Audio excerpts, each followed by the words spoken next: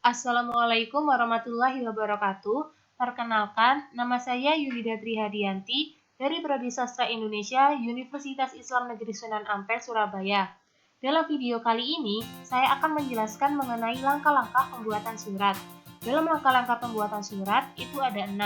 Yang pertama adalah pengonsepan surat, yang kedua, persetujuan atasan, yang ketiga, pengetikan, yang keempat, penandatanganan surat, yang kelima, pengesahan surat, dan yang keenam adalah pengiriman surat.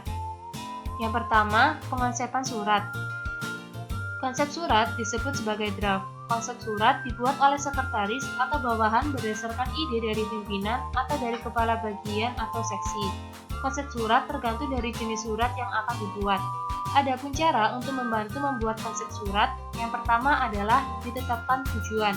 Maksudnya yaitu tujuan surat tersebut itu untuk apa. Yang kedua adalah menyiapkan informasi lengkap. Dengan hal ini dapat mengetahui isi dan macam surat yang akan dibuat. Dan yang ketiga adalah mengetahui calon penerima surat.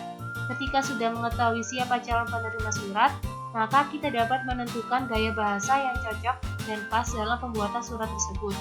Meskipun pengonsepan surat tetapi harus dibuat secara baik karena agar sedikit dalam melakukan revisi. Yang kedua adalah persetujuan atasan. Jika konsep surat sudah dibuat oleh seorang sekretaris, maka konsep tersebut harus mendapatkan persetujuan dari pimpinan atau atasan terlebih dahulu. Tujuannya yaitu untuk memeriksa apakah konsep surat tersebut sudah sesuai atau ada yang perlu diperbaiki. Yang ketiga adalah pengetikan. Selanjutnya, konsep surat dapat diketik dengan rapi dan diberi kap surat. Kemudian, setelah selesai mengetik surat, maka harus diperiksa pengetikannya sebelum surat dicetak agar menghindari adanya kesalahan dalam pengetikan. Jika ada salah satu huruf yang salah dalam surat tersebut, maka itu sangat berpengaruh dalam isi surat tersebut. Yang keempat adalah penandatanganan surat. Setelah surat diketik, kemudian diserahkan kepada pimpinan atau atasan yang bertanggung jawab dalam surat tersebut. Pimpinan kemudian menandatangani di atas nama terang. Yang kelima adalah pengesahan surat.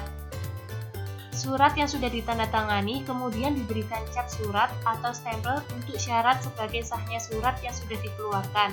Cap atau tempel ini terletak pada bagian sebelah kiri tanda tangan dan sedikit mengenai tanda tangan pemimpin.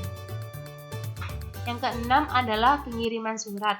Pengiriman surat ini ada 3 macam, yaitu melalui kurir, yaitu pegawai yang ditugaskan untuk mengantar langsung surat kepada alamat yang dituju. Petugas kurir meminta tanda tangan si penerima bahwa surat sudah disampaikan dengan menggunakan buku ekspedisi ekstern. Dan yang kedua adalah melalui pos. Surat diantar langsung ke kantor pos dan diserahkan ke petugas pos. Setelah itu akan dikirim melalui kurir pos tersebut. Yang ketiga adalah melalui email.